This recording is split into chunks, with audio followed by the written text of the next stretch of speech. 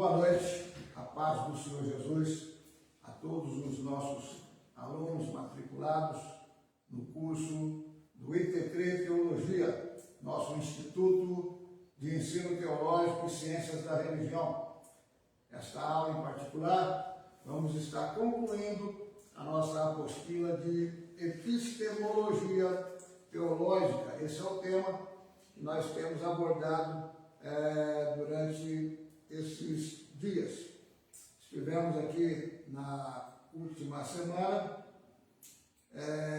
falando sobre esse tema, epistemologia teológica, e tem sido muito proveitoso, né? Os alunos e os que têm nos acompanhado no nosso curso de pós e também mestrado fazem parte desse grupo que está assistindo às suas aulas online. Estou aqui brigando aqui um pouco com a internet. Você que está ligado aí pelo Facebook, no ITCRE Teologia, pode estar aí acessando ao vivo esta aula. Amém? E vai ser uma bênção do céu. Amados, já estivemos aqui em outros tópicos anteriores, já falamos, né, sobre outras correntes relevantes de fundamentações teológicas, né? Falamos sobre uma nova compreensão da teologia, dentro do que tange epistemologia, né? E a teologia fundamental, a teologia sistemática, né? Teologia prática, pastoral. E hoje nós estamos aqui contemporizando a epistemologia da teologia da libertação, que é, nesse aspecto, o estudo de caso. Epistemologia se aplica, né, essa filosofia, essa teoria do conhecimento a todas as ciências, mas em particular nós estamos dentro da epistemologia teológica, da fundamentação teológica, das teologias que nós temos aí para pesquisar. Dentro do que tange a teologia da libertação, nesse caso em particular, que é uma teologia moderna, alguns conceitos que nós vamos estar vendo, né? A teologia da libertação, ela representa um marco significativo na epistemologia teológica. Ela emerge, né, do Concílio do Vaticano II. Sua principal característica é uma acentuação da imanência, da transcendência, da revelação, o que significa que a fé cristã é articulada diretamente com o locus histórico dos pobres, fundamento da teologia da libertação. Esse enfoque ele gerou um grande e intenso debate entre os próprios teólogos da libertação quanto com o magistério eclesiástico, levantando questões fundamentais sobre o uso de mediações científicas, né, a opção pelos pobres e a questão do sobrenatural no complexo teológico libertador. Algumas das características em contexto desse surgimento, elas se distinguem por algumas características intrínsecas, né, e pelo contexto em que ela surge, né? O uso de mediações científicas e filosofia, ela tem uma ortopraxia e revelação, né, a teoria e prática, porque a teologia da libertação, ela promove uma ortopraxia denotativa da relação entre a teoria teológica e a prática histórica e libertadora, segundo ele. Então, sua constituição epistemológica articula a fé e história, imanência e transcendência, teoria e praxis libertadores. Praxis libertadora, né? Ela nasceu da confluência de três contextos simultaneamente distintos e vinculados, né? É o contexto político-social, o contexto eclesial e o epistemológico, né? Teve uma fase de desenvolvimento onde ela surge desde 1971 a 1974. Ela surge na esteira, né, do Concílio do Vaticano II, no processo de renovação teológica do século XX, e no contexto histórico da própria América Latina. Ela tem um crescimento entre 1974 e 1981, e ela se consolida também, né, entre 1984 e 1994. Agora, entre 1994 e 2020, e até 2025, é uma fase de revisão, uma ampliação dos seus horizontes, né? A fase de avaliação do desenvolvimento da teologia da libertação, suas tensões e relação com outras teologias, e houve também uma ampliação de horizontes, incorporando temas como o feminismo, aprofundando-se, né, nas questões étnicas, indígenas e africanas, um diálogo com a economia, né? A crítica, por exemplo, que eles fazem à idolatria do mercado, e a recepção do paradigma da ecologia, o grito da terra, como o clamor dos pobres. Se viu agora até na COP30, esse desenvolvimento. Como nós falamos na aula passada, essa é uma teologia que ela nasce a partir do pós o surgimento, né? Desde a Revolução Francesa, e o surgimento ali na teologia liberal da metodologia histórica crítica, né, de se interpretar a Bíblia Sagrada. E é nesse esteio que nós vamos estar fazendo uma cosmovisão geral de como nasce, como se desenvolve a teologia da libertação. Ela tem uma metodologia de pesquisa, né? Em teologia, ela inclui método histórico crítico, entre outras fundamentações, dentro do a priori, né? Como ferramentas que eles desenvolveram. Eu fiz alguns rascunhos e escrevi algumas ideias e pontos que eu quero estar abordando com vocês. E uma coisa que eu sempre recomendo: sempre anote, faça anotações dos seus pensamentos, né? E dos estudos. E é muita coisa, são muitos assuntos, e é um assunto por si só, epistemologia teológica, né? Exaustivo. E nós selecionamos alguns temas mais objetivos para uma visão geral, né? Dentro das teologias mais conhecidas, né? Seu fundamento epistemológico. Então é sempre importante você anotar, pegue um caderno, faça suas anotações, para posteriormente você sempre poder estar buscando esse material, né? Relembrando nas suas pesquisas. Eu convido vocês para fazermos uma breve oração e darmos assim início a alguns pensamentos e esclarecimentos sobre a epistemologia teológica na teologia da libertação. Olha comigo. Santo Deus, te agradecendo por essa oportunidade, estamos aqui nessa noite para aprender a tua palavra. Mais uma vez eu te peço a sua bênção sobre o ITCRE, o Instituto de Ensino Teológico sem aceitar religião, também sobre os professores e alunos, Senhor, que nos acompanham nesse estudo.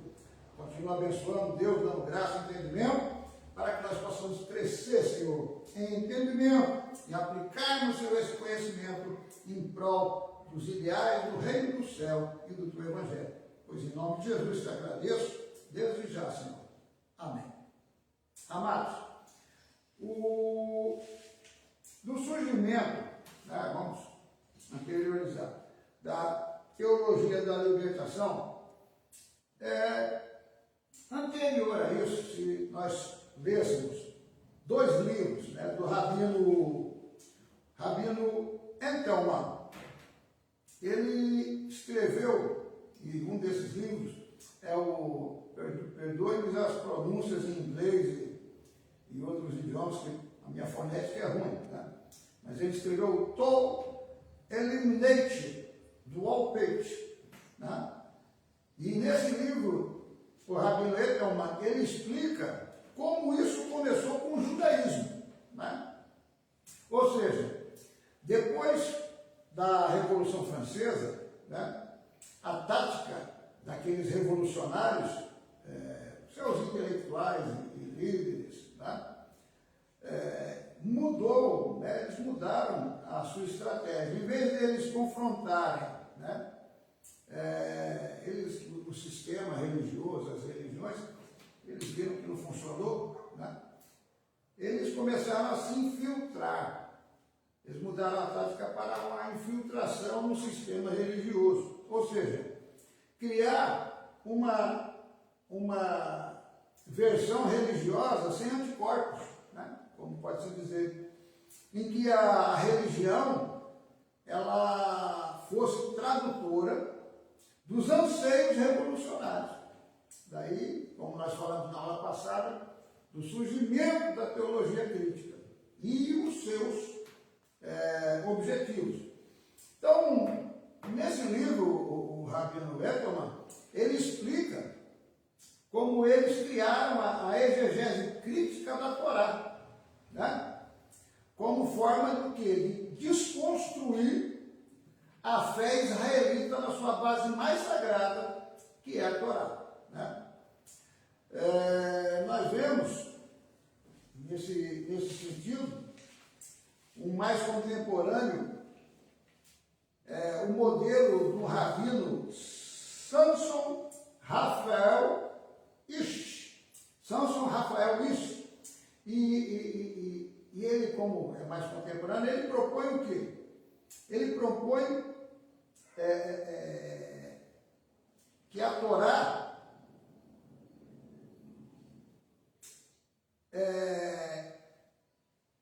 que a proposta dele é integrar, né, que ela venha, né, a integrar a vida social, secular e acadêmica, né, num diálogo entre tradição e modernidade, mas ainda que ortodoxa, com premissas da crítica histórica radical. Ou seja, no judaísmo, o Rabino Ethelman, ele denuncia isso, né, como esse modelo acadêmico de interpretação bíblica, dentro do judaísmo, trouxe essa proposta, que é similar ao que a gente vai falar a partir da teologia da libertação. Era o mesmo foco, mas não nasceu na teologia. A ideia não nasceu na teologia da libertação. Por exemplo, o que dizia esse rabino Salomon Raphael, né, que a Torá, ou seja, a Torá indirect eretz, significa o quê? A Torá, junto com a cultura do país, buscava integrar uma vida social, secular e acadêmica, num diálogo, né, entre tradição e modernidade. Mas isso foi rejeitado, né, pelos ortodoxos judeus. A rejeição a esse método histórico crítico no judaísmo decorre de que elimina, né, a autoridade da Torá, naquela proposta, tratando a Torá como um documento humano passível de emendas e influências culturais e históricas, né, em vez de ser uma revelação atemporal e perfeita. A discussão continua até hoje, né?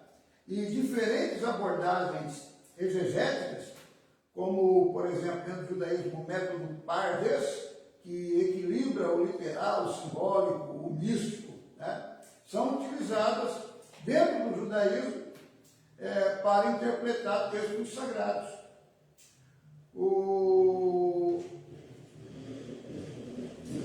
Mas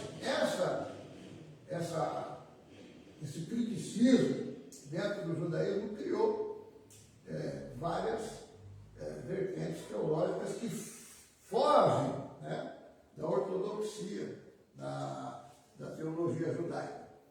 E esse fenômeno, ele aparece na teologia católica, né? No século XIX, esse modelo científico, ele se infiltra na Igreja Católica. E através do quê? Da teologia liberal. E na academia católica, podemos assim dizer, passa a se chamar do quê? Passa a se chamar de nova teologia, que incorpora elementos da filosofia moderna no interior do discurso teológico, para se tornar aceito no meio intelectual, né, da época. Daí o processo que a gente pode chamar de rendição intelectual. Eles chegam ali abandonando a fé em razão da ciência e da acomodação filosófica. É um pensamento mais, vamos dizer assim, para os meios, né? É um status quo que, infelizmente, o academicismo busca, na maioria das vezes. Nós vemos bons acadêmicos, eu particularmente, vejo bons acadêmicos pentecostais se perderem, né, na sua própria fundamentação teológica, né, se rendendo a argumentos liberais, que na epistemologia são nada mais do que criações que eu posso chamar de interdisciplinares ou interdisciplinaridades, que eles criaram para sustentar uma hipótese criada por eles, para o que vem a ser a interpretação correta das Escrituras Sagradas. Assim como o Rabino Ethelman, ele denuncia que eles buscaram ali interpretar a Torá e trazer a interpretação da Torá para uma assimilação da história, dos procedimentos sociais, para não se sentirem, né, taxados como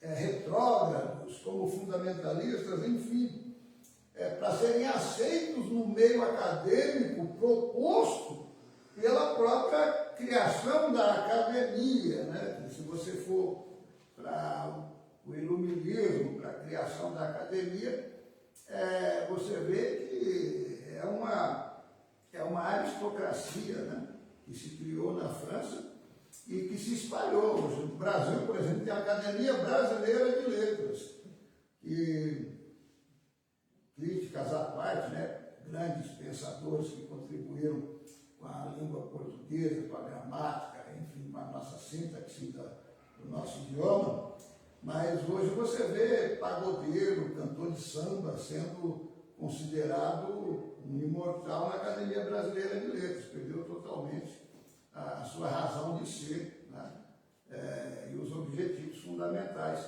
disso, mas fazem parte de uma aristocracia, né, política e social, um status quo que as pessoas anseiam e almejam aí, mas que perde no princípio de conhecimento, de relevância para a própria cultura em si. Mas esse anseio de participação acadêmica se vê nisso aí, na atitude de muitos em relação à sua posição, com falta, né, de se colocar contra fundamentos da teologia crítica, porque a teologia crítica, até o doutor Augusto Nicodemos dizia que até no próprio Brasil o MEC, para aceitar faculdades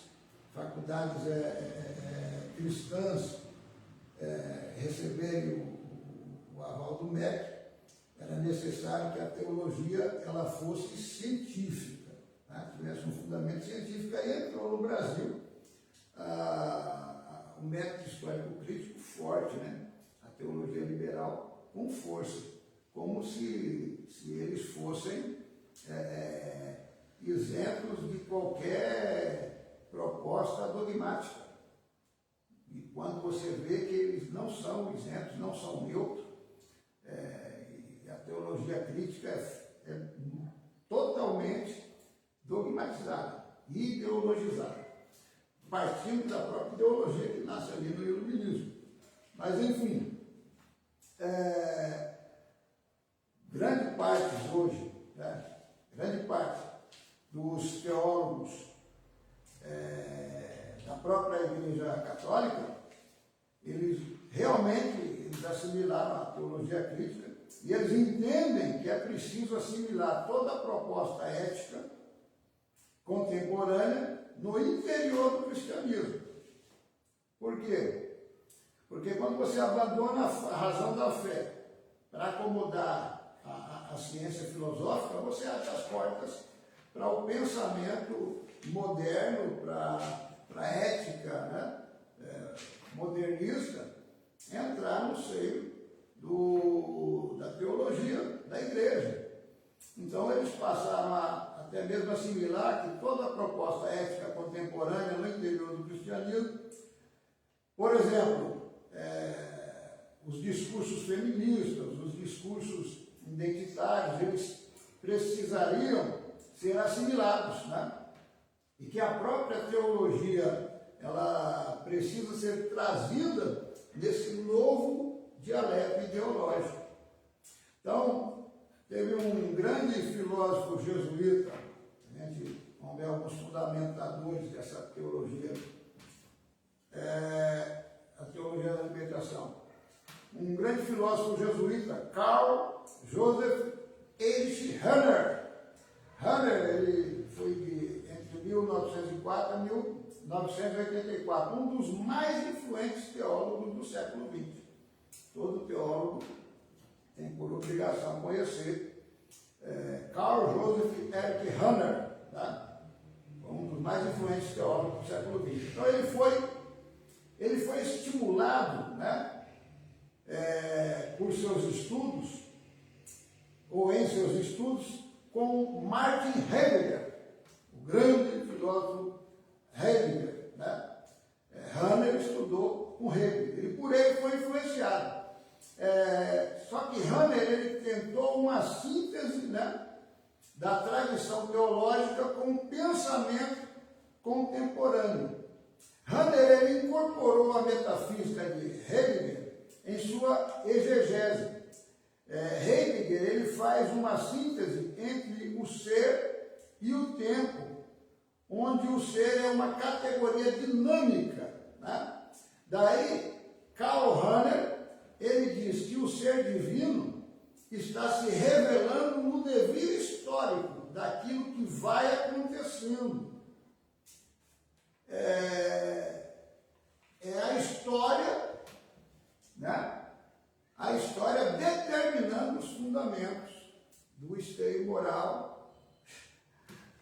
É tremendo, é o que nós vemos acontecer hoje, né? Se coloca de lado os fundamentos família, se coloca de lado os fundamentos religião, para se fundamentar na cultura, numa revolução cultural.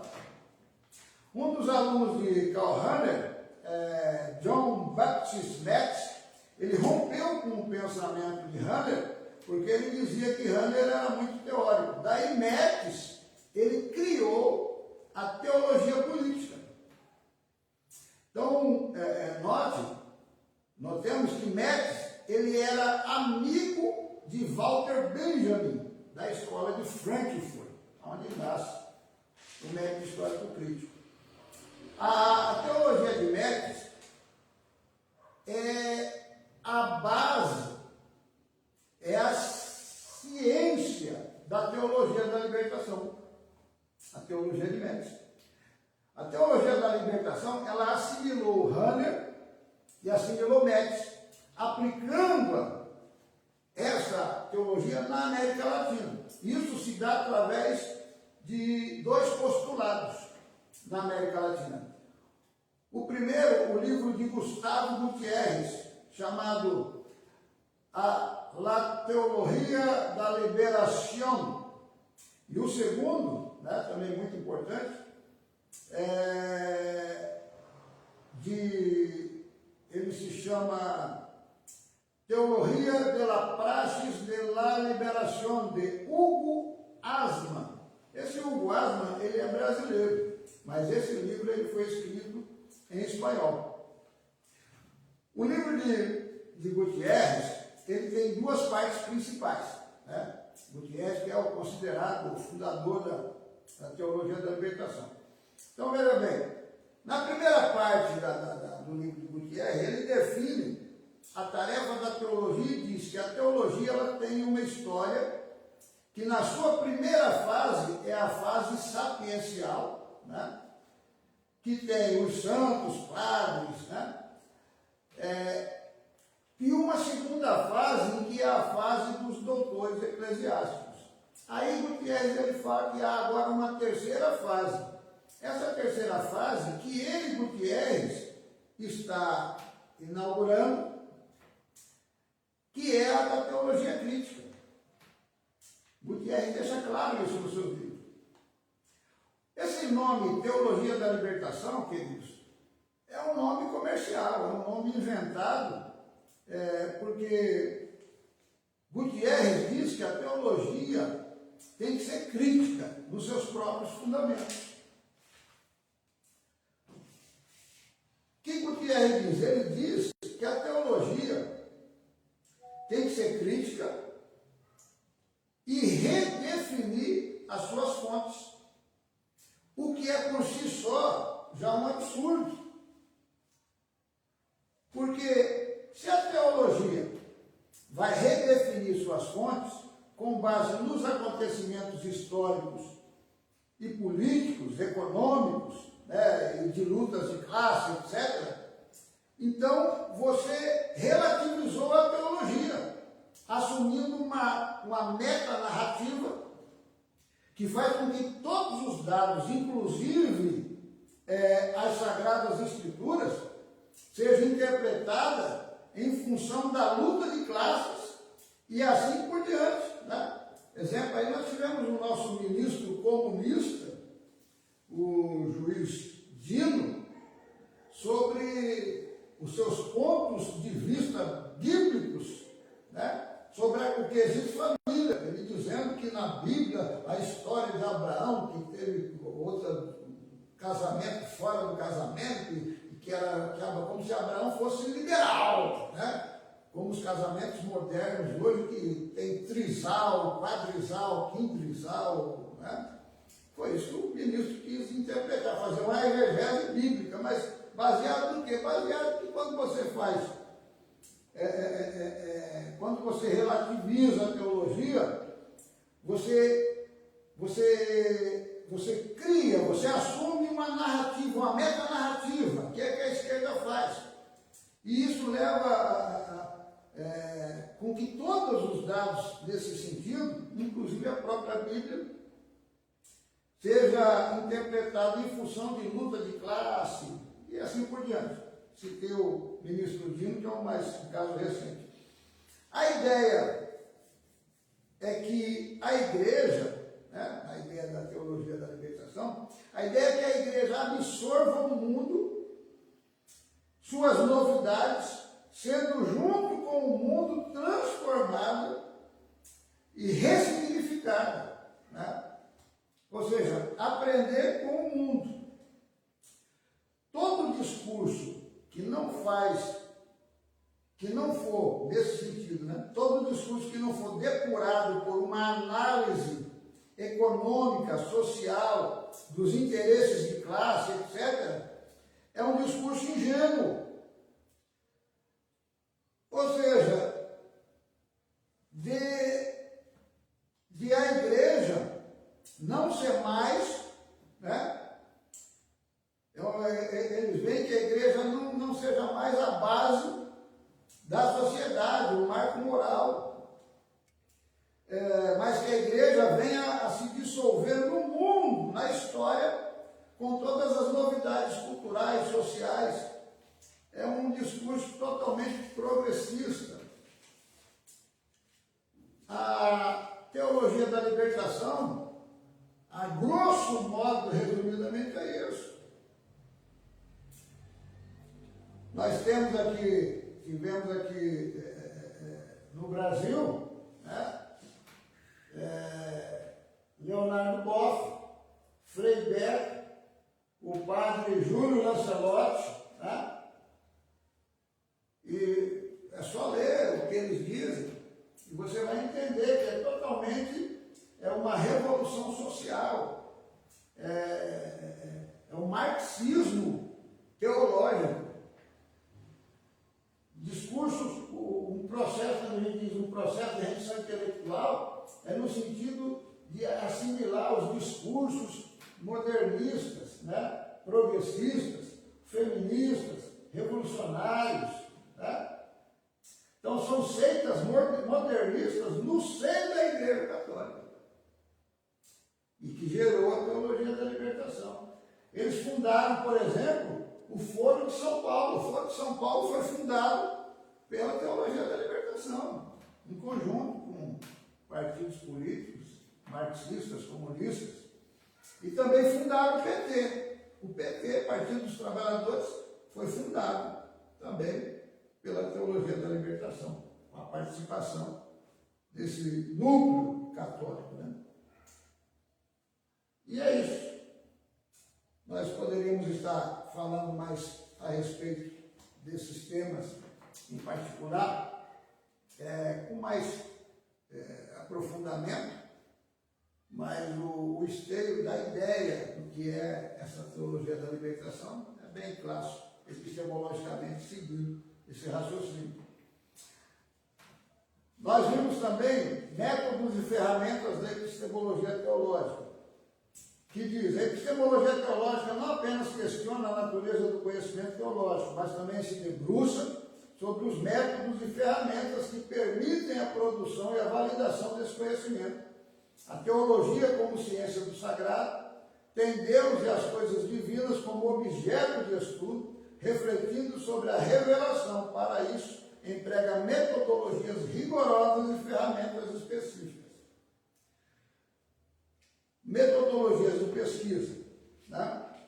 As metodologias de pesquisa em teologia incluem o próprio método histórico crítico, sobre o qual nós já abordamos aqui, o método sistemático, que é o da teologia pentecostal, o método prático pastoral, que é o que foca na relação entre fé e práticas, refletindo sobre a ação da igreja e dos cristãos no mundo, e valoriza a experiência e a reflexão sobre a ação como fontes de conhecimento teológico, como forte ênfase na contextualidade e na transformação social. Esse é o método prático pastoral. E métodos contextuais, né? Algumas ferramentas exegéticas e hermenêuticas, né?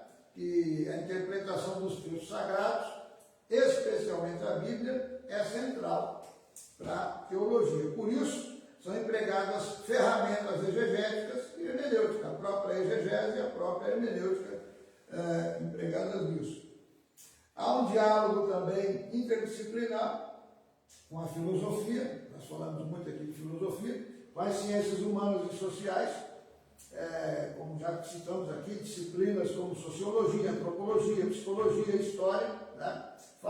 Oferecem insights sobre a experiência humana, as estruturas sociais e os fenômenos culturais que são essenciais para uma teologia contextualizada e revelante. E com as ciências naturais, né? Embora menos tradicional, o diálogo com as ciências naturais tem se tornado cada vez mais importante, especialmente em temas como a criação, a ecologia, a relação entre fé e ciência. Isso permite que a teologia aborde questões contemporâneas, né, e oferecer uma perspectiva teológica sobre os desafios ambientais e tecnológicos. Um diálogo interdisciplinar facilita a reconstrução teológica prática e o desenvolvimento de competências para abordar problemas complexos de forma integrada. Esses são métodos e ferramentas da epistemologia teológica. Então, nós vimos aqui a teologia da libertação, um estudo de caso, como nós citamos aqui, e espero que vocês possam pesquisar mais sobre isso, dentro da sua possibilidade. Nós temos aí, dentro de uma bibliografia que está na sua revista, está na sua apostila, algumas referências. Está na apostila, página 31, Então, nossa, pesquisei um bocado. 1, 2, 3, 4, 5, 6, tem uns 10 postulados aí que você pode estar pesquisando, conseguindo baixar alguns em PDF. E se você for comprar toda a bibliografia indicada, você vai ter que montar uma biblioteca, preparar um cômodo da sua casa para isso. Então é importante, se você pesquisar, você pode baixar muito assunto online e buscando aí fontes em algumas bibliotecas em particular. Terminando assim, irmãos e queridos alunos, a nossa matéria de epistemologia teológica, nós vamos fechando e encerrando esse vídeo aula. A próxima aula vai ser sobre o direito e teologia, ou direito canônico, se você quiser chamar assim. É um tema muito bacana, vai ser muito bem abordado. Nosso consultor teológico aí, pastor, professor, Aparecido da Cruz, e vamos estar aqui com outros professores também, abordando esse tema, para a nossa próxima aula de segmento dos nossos seminários. Que Deus possa lhe abençoar. Você que não é matriculado, procure o ITCRE, tem o nosso contato aí no Facebook, ITCRE Teologia, o WhatsApp é DDD 11, o número é 989718419, 989718419. Esperamos contar com você no nosso grupo ITCRE Teologia. Deus os bendiga em nome de Jesus. Amém?